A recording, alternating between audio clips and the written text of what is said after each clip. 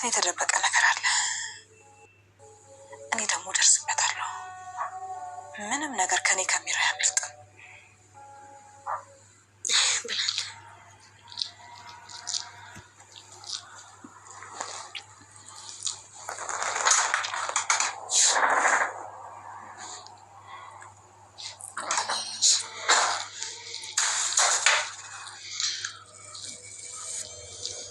በእጁ አይበላም እንዴ? እኔ ያለው እኔ ቦርሳ ምን ማለት ነው? ተቀበላትና ብላ። አድናን አያገባም። መንከባከብ ፈልጌ ነው። በቃ ሮቤል ተቀበላትና ብላ። አይሆንም። እኔ ነኝ ማቆርስ። በቃ ሮቤል ተንኮሉን አሁንም እንደቀጠለ ነው። ሎሃናን የራሱ ለማድረግ በውሸት ወጥመድ አጥምዷት ይገኛል። አድናንን እንግዲህ ሎሃና በጥፊ መታው ትገኛለች። አንዳንዴ የውሸት ክሶች እንግዲህ ለዚህ ያደርሱናል። ሮቤል ያላስመሰለው ነገር ያልሰራው ታሪክ የለም። አሁን ላይ እንግዲህ ተደብድቦ ሳይሆን ደበደቡኝ በማለት እዛ ቤት ተመልሶ የሚገባበትን መንገድ አስተካክሏል። ሰላም ጤና ይስጥልኝ ውድና የተከበራችሁ የቻናሌ ቤተሰቦች እንዴት አላችሁ? በያላችሁበት ሰላማችሁ ይብዛ። ለዚህ ቻናል አዲስ ከሆናችሁ ሰብስክራይብ፣ ላይክ፣ ሼር እያደረጋችሁ ቤተሰብ ትሆኑ ዘንድ በአክብሮት ጋብዛለሁኝ። እንግዲህ ቀጣዩን ክፍል ሎሃናን ድራማ ወደ እናንተ ይዤላችሁ መጥቻለሁ። በመግቢያው ላይ እንደተመለከታችሁት እንግዲህ ሎሃና አድናን ላይ እጇን አንሳ አድናንን በጥፊ ስትመታው ተመልክተናል። ይሄ ደግሞ ምክንያቱ ምንድነው ካልን ሮቤል ነው ማለት ነው። ሮቤል ያልሆነ መረጃ ወይ ደግሞ ሜሴጅ በአድናን ስልክ ወደ እራሱ ቴክስት አድርጓል። እንግዲህ ያደረገው ቴክስት ደግሞ ሰዎች እሱን ለማስደብደብ ሙከራ እንዳደረጉ እንደዚሁም ደግሞ በገንዘብ ሰው ገዝቶ እንዳስደበደበው ይሄንን መረጃ ደግሞ ራሱ ሮቤል አመቻችቷል ማለት ነው። እንግዲህ ቴክስት ጽፎ አሳይቷታል። የውሸት መረጃ እየዋሸሽ ነው አድናን ላንቺ መላክ ቢመስልም ትክክለኛ ባህሪው ግን ይሄ አይደለም፣ እየተጫወተብሽ ነው። ሎሃና ልትነቂ ይገባሻል፣ አድናንን ማመን የለብሽም በማለት በአድናን ስልክ ወደ ራሱ ስልክ እንግዲህ ቴክስት ጽፏል። ሳራን እንድታገኛት እሱ አይፈልግም። ሲቀጥል ገና ሰራልሃለሁ የሚል መልእክቶች ማለት ነው። ሮቤል እንግዲህ የተጠቀመው መልእክቶች በአጭሩ አድናንንና ሎሃናን ለማጣላት የሚያስችል መልእክቶችን የጻፈው ሮቤል እንግዲህ አድናን ክፉ እንደሆነ፣ አድናን ሮቤልን እንዳስደበደበው፣ ከዚህ የበለጠም ደግሞ ገና እንደሚያስደበደበው፣ ሳራንም ደግሞ እሱ እንደደበቃት ይሄን ሁሉ እንግዲህ የውሸት መረጃዎችን ለሎሃና አሳውቋታል። ሎሃና እንግዲህ ይሄንን እውነት ነው ብላ አሜን ብላ ተቀብላለች። አድናን እየተጫወተብኝ ነው ማለት ነው፣ ለካስ አድናን ነው ይሄን ሁሉ ነገር ያደረገው በማለት እንግዲህ ሙሉ በሙሉ ሮቤልን አምነዋለች። እዚህ ጋር እንግዲህ ሮቤልን ማመን አልነበረባትም። ምክንያቱም ሮቤል እና ሚራ ብዙ ውሸቶችን እዛ ቤት እንደሚዋሹ የታወቀ ነው። ብዙ ውሸቶችን፣ ብዙ ማስመሰሎችን አሁን ላይ ምን ሆና እንደፈዘዘች ባላቅም ሎሃና በጣም ተጠራጣሪ ናት። በቀላሉ እንደዚህ አታምናቸውም ነበር። አሁን ላይ እንግዲህ ሮቤልን ያመነችበት ትልቁ ምክንያት እንግዲህ ቴክስት ስላየች ነው። ያን ቴክስት ደግሞ ለማረጋገጥ ብላ እንግዲህ የአድናንን ስልክ ተቀብላለች። አድናን እንግዲህ እሱ ንጹህ ስለሆነ ምንም ሳያቅራራ ስልኩን ሰጥቷታል። ስልክ ላይ እንግዲህ መልእክቶችን አይታለች። መልእክቶችን እንግዲህ ስታይ እውነትም አድናን ይሄንን ነገር አድርጎታል ማለት ነው፣ ከኔ ጀርባ እየተጫወተብኝ ነው ማለት ነው እያለች እንግዲህ እየተብሰለሰለች ነበረ።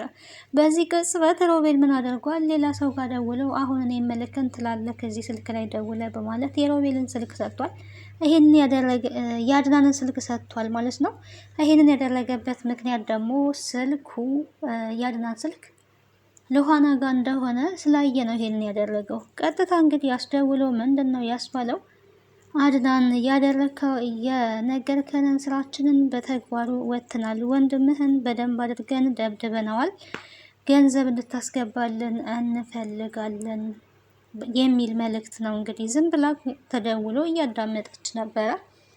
ይሄን ሁሉ ሴራና ይሄን ሁሉ ዘዴ ፈጥሯል ማለት ነው። እንግዲህ እዚህ ጋር የምንረዳው ሰዎች ሰውን ለማጣላት ምን ያህል ርቀት እንደሚሄዱ ነው።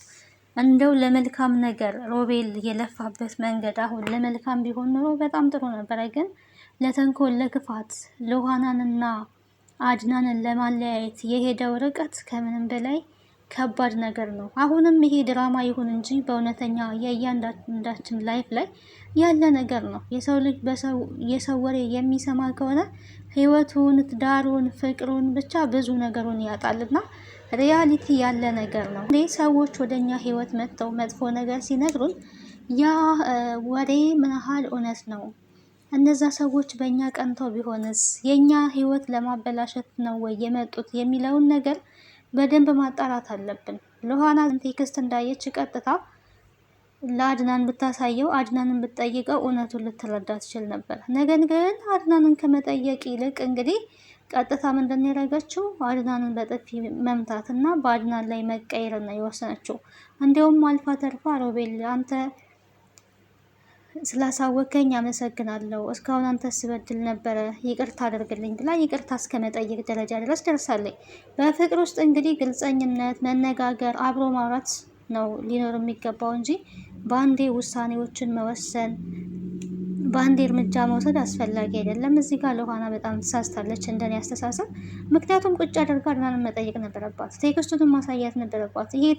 ይሄንን ቴክስት የጻፍከው አንተ ነህ ወይ ብላ ስልኩ ላይ ያለውን ቴክስት ብታሳየው እንግዲህ እሱ ስላልጻፈው ያን የተፈጠረውን ነገር እውነቱን ነገር ይነግራት ነበረ። ምክንያቱም ህይወት ውስጥ መነጋገር ከሌለ፣ ግልጸኝነት ከሌለ፣ መተማመን ከሌለ በሰው ወሬ ላይ ብቻ ተመስርቶ የሚሄድ ህይወት በአሸዋ ላይ የተገነባ ቤት ነው የሚሆነው እና እንደዚህ በድንገት ይፈርሳል።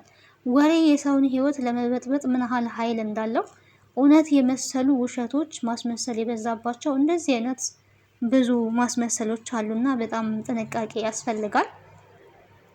በተለይም በትዳር ወይ ደግሞ በፍቅረኝነት ውስጥ ሶስተኛ ሰው የሚያመጣውን ወሬ በጭራሽ መሰማትን መደመጥም የለበትም። ትክክለኛ ፍቅረኛሞች ባልና ሚስቶች ከሆኑ የራሳቸውን ችግር ራሳቸው መፍታት አለባቸው። ከውጭ የሚመጣባቸውን ጠላት የሚሰነዝረውን ንግግር ተነጋግረው ቆም ብለው መፍታት ይኖርባቸዋል።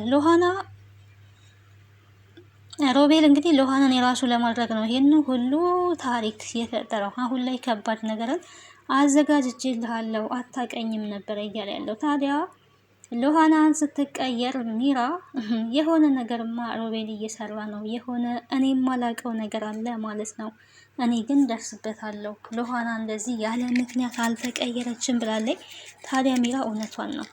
ደግሞም ሮቤል ከሉሃና ጋር ወጥቶ ሲሄድ ተመልክታለች፣ አይታለች። ያኔ ስትጠይቀው እሷንም ዋሽቷታል። ሉሃና ጋር ነበርክ ወይ ስትለው እኔ ሉሃና ጋር ምን ሰራለው ነበር እያለት የነበረው። ለምን ተነሳክን ብላ ጠይቀዋለች። ያልሆነ ምክንያት ነበረ ሲመልስላት የነበረውና ሉሃና ተኝታለች ወይ ሲል አልተኛችም ብሎ አይ እኔ ምን አውቃለሁ የሚል እንግዲህ ውሸትን ተናግሯል። ሮቤል እና አሜራ በደንብ ስለሚተዋወቁ እሾህና እሾህ እንግዲህ እሾህን በእሾህ ማጥፋት አይቻልምና ሁለቱም አንድ አይነት ውሸታሞች ስለሆኑ እሾህን እሾህ አይወጋውም ስላለች እንግዲህ ውሸታምን ውሸታም አይዋሸውም ማለት ነው። እንግዲህ ሲፈታ አማርኛው ሲተረጎምና ኦልሬዲ ነቅታበታለች። አሁንም ሮቤል የሆነ ሴራ እያሴራ እንደሆነ አውቃለች። ሲቀጥል እዛ ቤት እንዴት ብሎ እንደገባ እንግዲህ በሉሃና አማካኝነት ነው የገባው። ወንድሙ እንግዲህ እንደዛ ታመም ያለው ተደብድብ ያለው ሌቦች ደብድበውኝ ነው እያለ ተዘርሮ ሲወድቅ አድናንን ሲለምነው የራስ ጉዳይ ከቤት ውጣልኝ፣ ከፈለክ የትም መሄድ ትችላለህ፣ እኔ አይመለከተኝም ነበር ያለው። የዛን ጊዜ እንግዲህ ሊጸጽትህ ይችላል፣ እባክህ አድናን ወይ ወደ ሆስፒታል እንውሰደው ነበር ያለውና ሆስፒታል ስም ሲጠራ ሆስፒታል ሳይሆን እቤት አስገብታችሁ አስተኙኝ ነው ያለው። ታዲያ ይህንን ሁሉ ደመላው ላይ ቀብቶ የተጎዳ የተመታ መስሎ ወንድሙን ለመሸወድ ሙከራ ሲያደርግ ሉሃና እውነት ነው የመሰላት።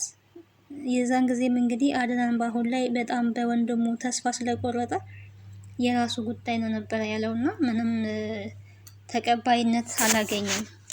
ታዲያ እቤት ክፍል አስገብታ ካስተኘችው በኋላ ሚራን ልጥራለት ብላ ሚራን ልጠራለት ሄዳለች። ሚራን እንግዲህ ተጠርታ ስትመጣ ምን ሆነክ ነው ብላ በድንጋጤ ስታስብ ባክሽ ዝም በይ አውቄ ነው እዚህ ቤት የምገባበትን መንገድ እየፈለኩኝ ነው ያለችውና በጣም ደነገጠች ሚራ። እንዴ አሁንም ታስቢልኛለሽ ወይ? በጣም ደንግጠሽ አልነበረ ሲላት የነበረው። እኔ ጋር አሁንም ድሮም ምንም የተቀየረ ነገር የለም፣ ወደፊትም የሚቀየር ነገር የለም በማለት እንግዲህ ለሚራ መልሶላታል። እንግዲህ ሮቤል ሉሃናና አድናን አብረው እራት እንዳይበሉ የፈጠረው ትልቅ ሲስተም ነው ማለት ነው። እንግዲህ ቀጣዩ ምን ሊሆን ይችላል የሚለውን አብረን የምናይ ይሆናል። ስለነበረን ቆይታ አመሰግናለሁ። ቤተሰብ ያልሆናችሁ ቤተሰብ ሁኑ። ሀሳብ አስተያየታችሁን በኮሜንት አስቀምጡልን። ባይ ባይ።